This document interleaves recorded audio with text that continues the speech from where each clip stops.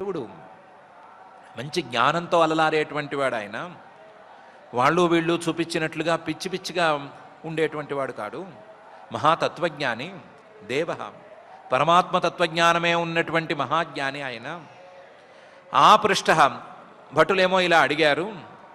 ఆయనేమో ప్రజా సంయమన, ప్రజలందరినీ నీ అదుపులో ఉంచుకో, ప్రజలందరినీ తప్పు చేసిన వాళ్ళని శిక్షించి వాళ్ళు మళ్ళీ తిరిగి తప్పు చేయకుండా వాళ్ళకి గుణపాఠం చెప్పు అని పరమాత్మ ఒక బాధ్యత ఇస్తే ఆ బాధ్యతను నడుపుతున్నటువంటి మహానుభావుడు ప్రజా సంయమన.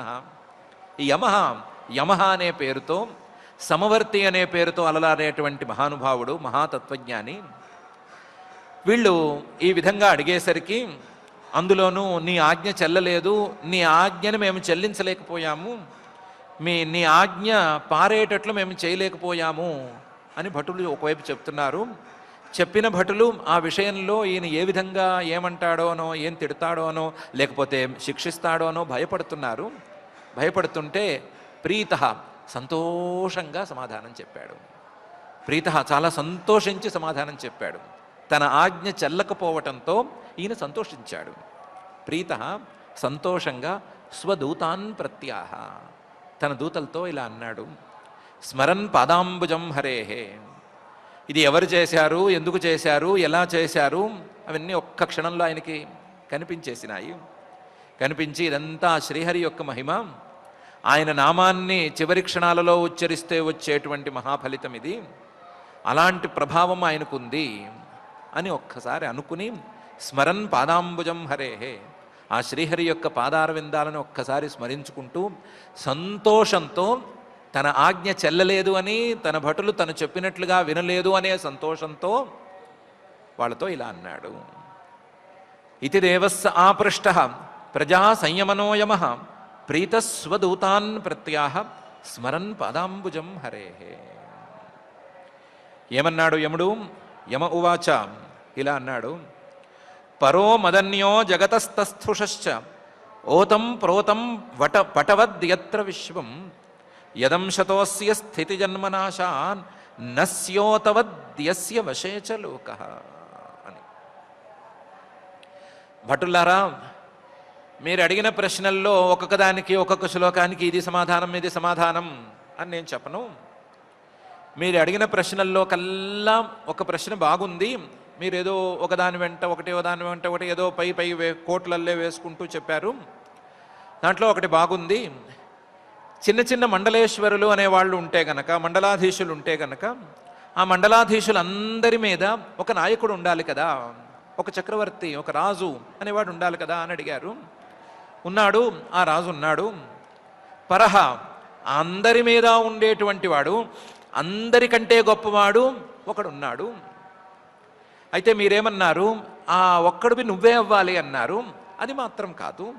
పరహ మదన్య, నేను కాదు, నేను అంటే యమధర్మరాజు అని గిరిగేసుకున్న అధికారంలో ఉండేటువంటి నేను కాదు. నాకంటే ఇంకొక ఆయన ఉన్నాడు, నాతో సహా నాలాంటి వాళ్ళందరినీ నియమించేవాడు, మా అందరికీ అధికారైన వాడు ఒక ఆయన ఉన్నాడు. ఆయన నాకే కాదు, జగత తస్థుషశ్చ, స్థావర జంగమాలకి, కదలని పదార్థాలన్నిటికీ అధికారి, అన్నిటి మీద అధికారి ఆయన ఒక ఆయన ఉన్నాడు. నేను కదలని అన్నిటికీ అధికారిని కాదు, నేను కదిలే వాటిల్లో కొన్నిటికి అధికారిని. కదిలేవి మనుషులు, ప్రాణులు, మిగతా అన్నీ కదా. వాటిల్లో మనుషులకు మాత్రమే నేను అధికారిని. అందులోనూ మనుషులందరికీ నేను అధికారిని కాదు, మనుషుల్లో పాపాలు చేసే వాళ్ళకు మాత్రమే నేను అధికారిని. కదిలే పదార్థాలు, అందులో ఒక చిన్న గ్రూపు మనుషులు, అందులో కూడా ఒక గ్రూపు, చిన్న గ్రూప్ అనుకోక్కర్లేదు, పెద్ద గ్రూపే వస్తుందేమో, ఆ గ్రూపుకి, పాపాలు చేసేటువంటి ఆ గ్రూపుకి నేను అధికారిని. ఆయన కదలని పదార్థాలన్నిటికీ అధికారి. పరో మదన్యో జగతస్తస్థుషశ్చ, అధికారి అని చెప్పుకోవటం అనేది చాలా చాలా చాలా చిన్న మాట. ఓతం ప్రోతం పటవద్యత్ర విశ్వం, ఈ సృష్టి మొత్తం ఆయన మీదే ఆధారపడి ఉంది. విశ్వం, ఈ సమస్తము కూడా ఆయన మీదే ఆధారపడి ఉంది. ఎలాగైతే పటవత్ ఒక వస్త్రం మొత్తం దారాల మీదే ఆధారపడి ఉంటుందో, అడ్డంగా ఉండే దారాలు కొన్ని, నిలువుగా ఉండే దారాలు కొన్ని, ఆ దారాల మీదే వస్త్రం అనేది ఆధారపడి ఉంటుందో, దారాలను తీసేస్తే వస్త్రం అనే మాటే ఎలాగైతే రాదో, అలాగే ఆ పై అధికారి అని ఆయన ఉన్నాడు కదా, ఆయన మాటను పక్కన పెట్టేస్తే ఈ విశ్వం అనే దాని యొక్క ఉనికి అనే ప్రసక్తే రాదు. ఓతం ప్రోతం పటవద్యత్ర విశ్వం. ఆయన్ని ఈ విధంగా అర్థం చేసుకోవడం కొంచెం కష్టం. యదంశతోస్య స్థితి జన్మనాశా అని కొంచెం సరళంగా చెప్పచ్చు. ఆయన యొక్క 3 అంశాలున్నాయి. ఆ 3 అంశాల ద్వారా ఈ విశ్వం తాలూకు స్థితి, ఈ విశ్వం తాలూకు జన్మ, ఈ విశ్వం తాలూకు నాశం అనేవి ఏర్పడుతున్నాయి. ఆయన యొక్క సాత్వికాంశతో ఈ విశ్వం తాలూకు స్థితి శ్రీమన్ మహావిష్ణువు యొక్క రూపంలో కలుగుతోంది. ఆయన యొక్క రాజసాంశతో ఈ విశ్వం తాలూకు సృష్టి బ్రహ్మగారి రూపంలో జరుగుతోంది. ఆయన యొక్క తామసాంశతో ఈ విశ్వం తాలూకు వినాశం రుద్రాంశతో నడుస్తోంది. యదంశతః అస్య స్థితి జన్మ నాశా. ఆయన యొక్క అధికారమే ఈ సృష్టిలో, ఈ విశ్వంలో మొత్తంలోనూ చెల్లుతోంది. ఆయన ఆజ్ఞే చెల్లుబాటు అవుతోంది. ఎంతగా చెల్లుబాటు అవుతోంది అంటే నసి ఓతవత్ యస్య వశేచ లోకః ఈ సృష్టి మొత్తం, అందులోనూ ఈ సృష్టిలో ప్రధానంగా ఉండేటువంటి మానవులందరూ కూడా ఆయన ఆంబోతులకి ముక్కుతాడు వేసేస్తే, ఎద్దులకి ముక్కుతాడు వేసేస్తే అవి ఎలాగైతే మాట వింటాయో, ఆయన చెప్తే అలా మాట వినేటువంటి పరిస్థితిలో ఉన్నారు. ఆయన ముక్కుతాడులాగా వీళ్ళందరికీ ఒక తాడు వేసి పెట్టాడు. ఆ తాడు చెప్పినట్లుగానే ఆ ముక్కుతాడుతో ఆయన ఏం చెప్తాడో అది మాత్రమే ఈ లోకంలో ఉండే వాళ్ళందరూ చేస్తున్నారు. ముఖ్యంగా మానవులు అలాగే ఉన్నారు. ఆయన యొక్క అధికారం ఈ సృష్టి మొత్తం కూడా చెల్లుబాటు అవుతుంది. నా అధికారం అంతగా చెల్లుబాటు అవ్వదు. నా అధికారం ఎంత? పాపుల మీద కొంత. ఆయన అధికారం ఈ విశ్వమంతా ఉంది అని అందంగా చెప్పాడు. పరోమదన్యో జగతస్థస్థుషశ్చ ఓతం ప్రోతం పటవద్యత్ర విశ్వం యదంశతోస్య స్థితి జన్మనాశా నస్యోతవత్ యస్య వశేచ లోకః. అదేమండి, మానవుల్లో ఎవరిని కదిలించినా మేము చాలా స్వతంత్రంగా ఉన్నామని అనుకుంటున్నారు, మమ్మల్ని మించిన వాళ్ళు లేరనుకుంటున్నారు, మా ఇష్టం వచ్చినట్టు మేము సంచరిస్తామని అనుకుంటున్నారు. అలా అనుకుంటున్న వాళ్లే కదా మనకి క్లయింట్స్ అవుతున్నారు. అలాంటిది ఆయన ముక్కుతాడు వేయటం ఏమిటి, మానవులందరూ ఆయన అదుపులో ఉండటం ఏమిటి అని అడిగితే దానికి చెప్తున్నారు, యో నామభిర్వాచి జనాన్నిజాయాం బధ్నాతి తంత్ర్యాం ఇవ దామభిర్గాః యస్మై బలిం త ఇమే నామ కర్మ నిబంధబద్ధాః చకితా వహంతి అని. ఆయన సామాన్యుడు కాడు. ఆయన ముక్కుతాడు, ఒక విచిత్రమైన ముక్కుతాడు వేశాడు. విచిత్రమైన ముక్కుతాడు వేసి ఆ ముక్కుతాడు ప్రకారం నడుచుకునే వాళ్ళని వదిలేసేస్తాడు, లేదా వాళ్ళని ఎటు పంపించాలో అటు పంపిస్తాడు. ఆ ముక్కుతాడు వేసిన ముక్కుతాడు ప్రకారం నడుచుకోని వాళ్ళని మనకి క్లయింట్స్ కింద తీసుకొస్తాడు. మనకి క్లయింట్స్ పెరుగుతున్నారు అంటే ఆ ముక్కుతాడును అర్థం చేసుకోకే పెరుగుతున్నారు అంతేను. యహ ఆ పరుడు, నాకంటే గొప్పవాడు ఆ పరమాత్మ, నామభి ఒక్కొక్కళ్ళకి ఒక్కొక్క పేరు పెట్టేస్తాడు పుట్టిన వెంటనే. వీడు బ్రాహ్మణుడు, వీడు క్షత్రియుడు, వీడు వైశ్యుడు, వీడు శూద్రుడు, వీడికి ఆశ్రమం ఇది, వీడు బ్రహ్మచారి, వీడు గృహస్థుడు, వీడు వానప్రస్థుడు, వీడు సన్యాసి అని ఎవరికి వాళ్ళకి పేర్లు పెట్టేస్తాడు. లేదా వీడు చదువుకునేవాడు, వీడు బాధ్యతలు స్వీకరించినవాడు అని కొన్ని పేర్లు పెట్టేస్తాడు. నామభి పేర్లు పెట్టి ఆ పేర్లు పెట్టిన ప్రతి ప్రాణి కూడా కొన్ని పనులు చేయాలి అని నిర్దేశిస్తాడు. వాచి ఆ నిర్దేశాన్ని వేదం అనేటువంటి తన యొక్క వాక్కులు అనేటువంటి రూపంలో వెలిబుచ్చి ఉంచుతాడు. ఆదేశాలను జారీ చేసి ఉంచాడు, ఆజ్ఞలన్నిటినీ జారీ చేసి ఉంచాడు. పేర్లు పెట్టాడు. ఆ పేరు కలిగిన వాళ్ళందరూ చూసుకోండి, ఆ ఆర్డర్ బుక్ ఒకటి ఉంటుంది, అందులో నాకు ఏది వర్తిస్తుంది అని చూసుకోండి, చూసుకొని దానికి తగ్గట్లుగా నడుచుకోండి అని పెట్టేశాడు.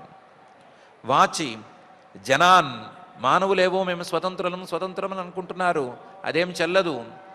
మానవులందరినీ కూడా ఇందులోకే తీసుకొచ్చేశాడు. నిజాయాం తంత్ర్యామివ బధ్నాతి, తాను చేసినటువంటి ఆజ్ఞలు, తాను పెట్టినటువంటి ఈ పేర్లు అనేటువంటి తాళ్ళకి, ముక్కు తాళ్ళకి అందరినీ బద్ధం చేసేసాడు, అందరినీ బంధించి పెట్టేశాడు. ఎలా? దామభి గాహ, ఎడ్లు పెట్టుకుని వ్యవసాయం చేసేటువంటి వాళ్ళు ఎడ్లకి ఒక్కొక్క ఎద్దుకి ఒక్కొక్క పేరు పెడతారు. దాని యొక్క బలాన్ని, దాని యొక్క వయస్సుని, దానికి ఉండే ఎక్స్పీరియన్స్ని, వీటన్నిటినీ దృష్టిలో ఉంచుకుని దానికి పేర్లు పెట్టుకుంటారు. పేర్లు పెట్టుకుని ఏ ఎద్దు ఏ పనికి వెళ్ళాలి అని ముందే నిర్ణయించుకుంటారు. ప్రతి ఎద్దుని ప్రతి పనికి వాడలేరు. దాని బలాన్ని, ఆ జాతి లక్షణాన్ని బట్టి పనులు నిర్ణయిస్తారు. కొన్ని ఎడ్లనేమో బళ్ళు లాగటానికి వాడతారు, బరువులు లాగటానికి వాడతారు. కొన్ని ఎడ్లని దుక్కటానికి, దున్నటానికి, వీటికి వాడతారు. ఆ వాడటం అనే దాన్ని ముందే నిర్ణయించుకుంటారు. నిర్ణయించుకుని ఆ ఎడ్లన్నిటికీ కూడా ముక్కుతాడు మాత్రం వేస్తారు. ముక్కుతాడు వేయకపోతే అవేమంత మంచిగా ఉండవు, కాబట్టి ముక్కుతాడు వేస్తారు. ముక్కుతాడు వేసి, ఆ ముక్కుతాడు ఎక్కువగా వాడనక్కర్లేదు, ముక్కుతాడు వేసి ఉంచుతారు అంతేను. ఆ ఎద్దు చెప్పినట్లుగా గనక చేస్తూ ఉంటే, చెప్పినట్లుగా నడుచుకుంటూ ఉంటే, పిలిస్తే వచ్చేసి, పని చేయమంటే పని చేసేసి, వెళ్ళి కాసేపు పడుకో అంటే పడుకుని, అలా మామూలుగా మాట వింటూ ఉంటే ఆ ముక్కుతాడు జోలికి పోరు. మాట వినకపోతే మాత్రం ముక్కుతాడు పెట్టి పని చేయిస్తారు. ఇంతే కదా. అదే పని ఈయన కూడా చేస్తాడు. యో నామభి వాచి జనాన్ నిజాయాం బధ్నాతి తంత్ర్యామివ దామభిర్గాహ.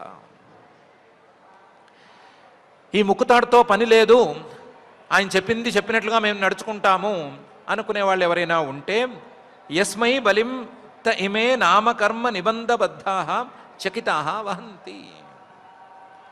నామాలు, పేర్లు, ఆ పేర్లకు తగ్గట్లు పనులు, ఇవన్నీ కూడా మాకు బంధనాలు, మాకు జన్మతః వచ్చినటువంటి బంధనాలు అనేటువంటి అభిప్రాయం ఉన్నవాళ్ళు నామ కర్మ నిబంధ బద్ధా. ఈ బంధాలను మనం ఛేదించుకోలేము, ఈ బంధాలను ఈ మార్గంలో మనం ఛేదించుకోలేము అనేటువంటి ఇంగితం ఉన్నటువంటి వాళ్ళు, నిబంధం ఇది మనం తెంచుకోగలిగింది కాదు, జ్ఞానం ద్వారా మాత్రమే సాధ్యము అనేటువంటి ఇంగితం ఉన్నటువంటి వాళ్ళు యస్మై బలిం తైమే చకితాహ వహంతి. ఇంతమందిని ఇలా ముక్కుతాడు వేసి ఆ పరమాత్మ కట్టిపెట్టేశాడు కదా అని ఆశ్చర్యంతో ఉంటూనే తస్మై బలిం హరంతి, ఆయన చెప్పినట్లు మనం చేసేస్తే సరిపోతుంది, ఆయన చెప్పినట్లు మనం నడుచుకుంటే మనకి ఇబ్బంది లేకుండా ఉంటుంది, అయితే ఒక్క అడుగు అభివృద్ధే తప్ప నష్టం అనేది ఉండదు అనేటువంటి అభిప్రాయంతో ఆయన చెప్పినట్లు చేసేస్తారు. యస్మై బలిం త ఇమే నామ కర్మ నిబంధబద్ధా చకితా వహంతి. ఆయన అధీనంలో ఉండి ఆయన చెప్పినట్లుగానే కర్మాచరణ మార్గంలో ఉంటారు అని యమధర్మరాజు గారు తన భటులకి చెప్పాడు. మీరు అంటున్నారు నేను అధీశ్వరుణ్ణి అని, నేనేమి కాదు, జనాలు ఆయన అధీనంలో ఉన్నారు అని నేను చెప్పాను, అంత మాత్రం కూడా కాదు. అహం మహేంద్రో నిరృతి ప్రచేతా సోమోగ్నిరీశ పవనోర్కో విరించ ఆదిత్య విశ్వే వసవోథ సాధ్యా మరుద్గణా రుద్రగణా ససిద్ధా అన్యే చయే విశ్వసృజోమరేషా భృగ్వాదయ అస్పృష్టరజస్తమస్కా యస్యేహితం న విదుస్పృష్టమాయా సత్వప్రధాన అపి కిం తతోన్యే అనే విషయం ఉంది, తెలుసుకోండి అని చెప్పాడు. అహం, నేను కూడా ఆయన అధీనంలో ఉన్నాను. నేను ఒక్కడనే కాదు, మహేంద్ర పూర్వదిక్కుకి లేదా దేవరాజ్యానికి అన్నిటికీ అధిపతి అయినటువంటి ఇంద్రుడు కూడా ఆయన అధీనంలో ఉన్నాడు.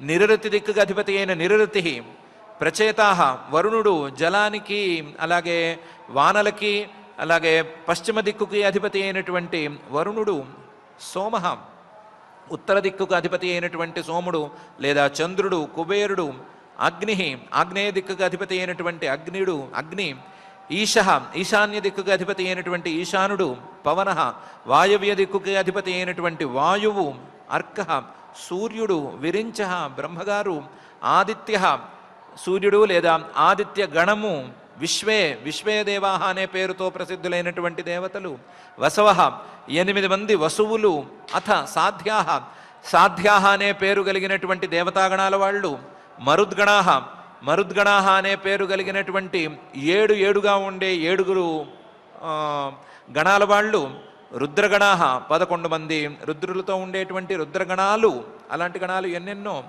ససిద్ధ సిద్ధజాతికి చెందినటువంటి వాళ్ళు, అన్యేచయే విశ్వసృజ వీళ్ళు కాక ఈ విశ్వం తాలూకు సృష్టిలో భాగగ్రాహులుగా ఉండేటువంటి విశ్వస్రష్టలు కొంతమంది, అమరేషాహ దేవతల యొక్క విభాగాలకు అధిపతులు, భృగ్వాది మహర్షులు, వీళ్ళందరూ కూడా ఆయన అధీనంలోనే ఉన్నారు.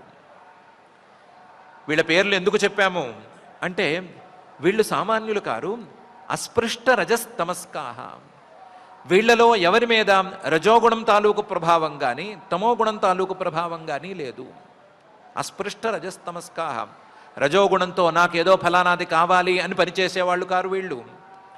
తమోగుణం అంటే తెలియక అజ్ఞానంతో తెలిసి తెలియక చేసేవాళ్ళు కూడా కారు, మానవుల్లాంటి వాళ్ళు కారు వీళ్ళు.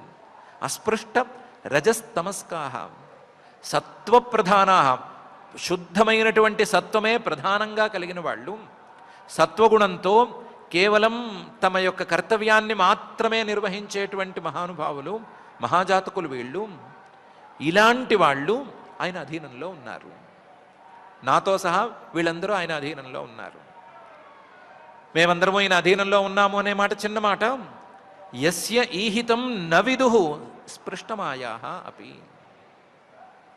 ఆయన ఏమనుకుంటున్నాడు, ఏమనుకుని ఏ అభిప్రాయంతో ఏం చేస్తున్నాడు అని కూడా మాకు పూర్తిగా తెలియదు. యస్య ఈహితం నవిదుః. ఎందుకంటే సత్వప్రధానులం కదా మేమందరము, సత్వమే ప్రధానంగా పనిచేసే వాళ్ళం కదా. సత్వం అనేది మాయ తాలూకు గుణం కదా. సత్వం ఉన్నంత వరకు, సత్వం తాలూకు ప్రభావం మా మీద ఉన్నంత వరకు మాయ తాలూకు ప్రభావం మా మీద ఉన్నట్లే కదా. మాయా ప్రభావం మా మీద ఎంతో కొంత ఉంది కాబట్టి అసలు మాయతో సంబంధం లేని, మాయకు ఆవల ఉండేటువంటి ఆ పరమాత్మ యొక్క అభిప్రాయాన్ని మేమే సరిగ్గా తెలుసుకోలేకపోతున్నాము. యస్య ఈహితం నవిదుః స్పృష్టమాయా సత్వప్రధాన అపి. మేము మిగతా వాళ్ళకంటే చాలా చాలా పెద్ద ఎత్తులో ఉన్నాము, కానీ మేము కూడా మాయ తాలూకు ప్రభావానికి లోనై ఉన్నాము.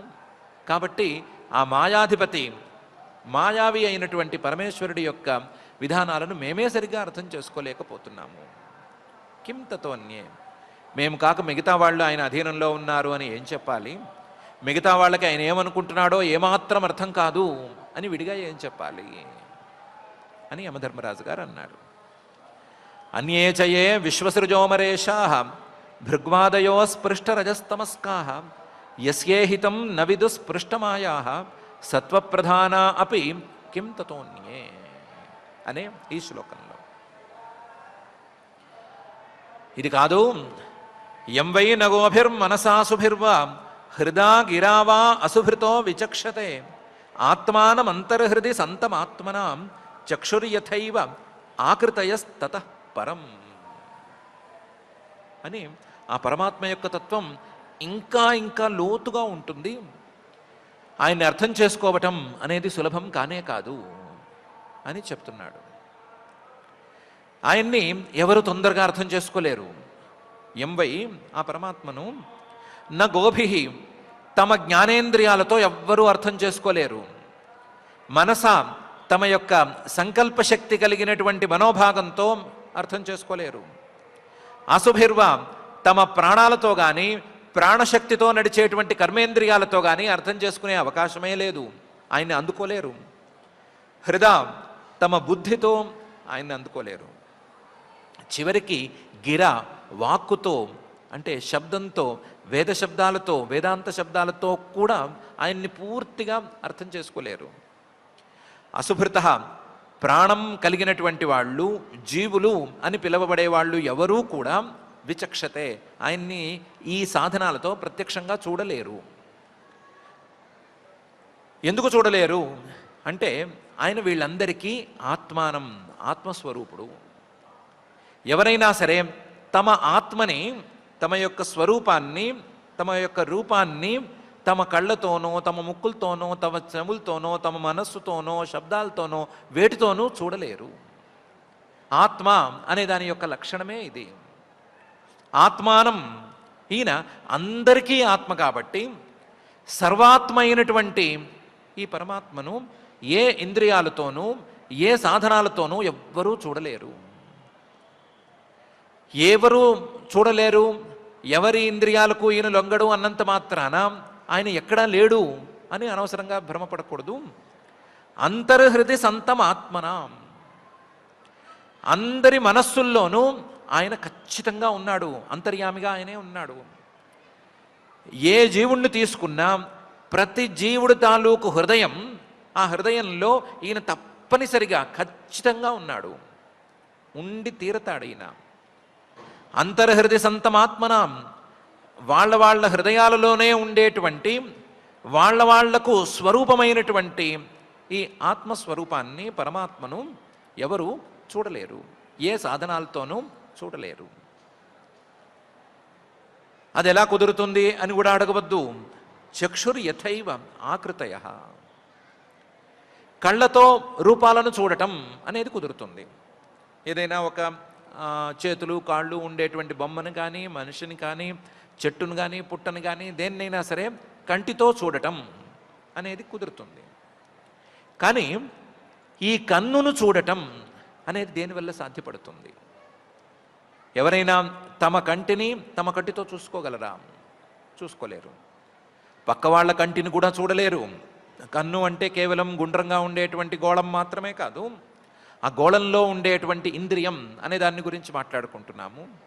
ఎదుటి వాళ్ళ కళ్ళలో ఉండేటువంటి ఇంద్రియం కూడా కనిపించదు, తమ కంటిలో ఉండేటువంటి ఇంద్రియం కూడా కనిపించదు, కానీ అది పనిచేస్తూ ఉంటుంది. అది పని చేయకపోతే చూడటం అనేది జరగదు. కానీ అది ఎలా ఉంది అనే విషయాన్ని ఆ ఇంద్రియంతో చూడటం అనేది అయ్యే పని కాదు. ఎందుకంటే చూసేటువంటి కంటికి ఆ కన్ను అనేది ఆత్మ. ఏ సాధనము కూడా తన యొక్క రూపాన్ని చూసుకోలేదు, తన యొక్క ఆత్మను చూసుకోలేదు. ఒకవేళ చూస్తే దేన్ని చూడాలి? తతఃపరం, తనకంటే భిన్నమైన దానిని చూడాలి. అలాగే సాధనాలన్నిటికీ, సాధనాలు కలిగినటువంటి జీవులందరికీ ఆత్మ అయినటువంటి పరమాత్మను ఏ సాధనాలు చూడలేవు. ఏ జీవుడు సాధనాలతో ఆ పరమాత్మను చూడలేడు. ఎందుకు? ఇదే న్యాయం. అది ఆత్మ కాబట్టి ఆత్మస్వరూపాన్ని చూడటం అనేది అయ్యే పని కాదు. అంత మాత్రాన అది లేదు అని కాదు, ఖచ్చితంగా ఉంది, లోపల ఉంది, పనిచేస్తోంది. కన్ను పనిచేస్తున్నంతకాలం నాకు కనిపించట్లేదు కాబట్టి నాకు కళ్ళు లేవు అని ఎవరు అనుకోరు, ఎవ్వరూ అనుకోరు. అని పనిచేస్తున్నంతకాలం ఉన్నట్లే, లోపల ఉన్నట్లే, కనిపించకపోయినా ఉన్నట్లే, కనిపించకపోయినా కనిపించేట్లుగా చేస్తున్నట్లే అని నమ్ముతారు కదా. అలాగే ఈ విశ్వం మొత్తం పనిచేస్తోంది అంటే ఆ పని చేసేటువంటి, పని చేయించేటువంటి అంతర్యామి ఖచ్చితంగా ఉన్నాడు. ఉన్నటువంటి వాడు ఎవరికీ అందకుండా పనిచేయిస్తున్నాడు అనేది ఖచ్చితం అని చెప్తున్నాడు. యం వై నగోభి మనసా అశుభిర్వా హృదా గిరావా అశుభృతో విచక్షతే ఆత్మానం అంతర్హృది సంతమాత్మన చక్షురు యథైవ ఆకృతయస్తతః పరం అని యముడు యమదూతలతో చెప్పాడు.